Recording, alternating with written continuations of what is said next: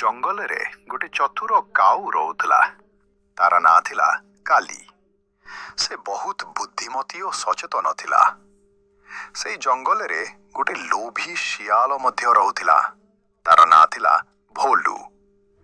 ଭୋଲୁ ସବୁବେଳେ ସହଜରେ ଖାଦ୍ୟ ପାଇବାକୁ ଚାହୁଁଥିଲା।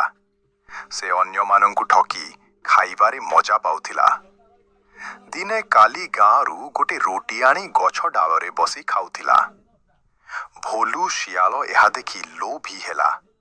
ସେ ମନେ ଭାବିଲା, ମୁଁ ଚତୁରତାରେ ଏହି ରୋଟି ନେବି।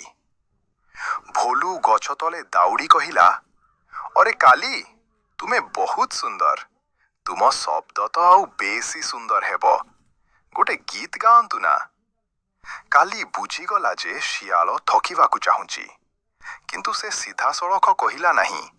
ସେ ରୋଟିକୁ ନିଜ ପାଦ ତଳେ ଭଲରେ ଧରିଲା ଓ ଜୋରରେ କା କା କରିଲା। ଭୋଲୁ ଅପେକ୍ଷା କରୁଥିଲା ଯେ ରୋଟି ପଡ଼ିବ, କିନ୍ତୁ ରୋଟି ପଡ଼ିଗଲା।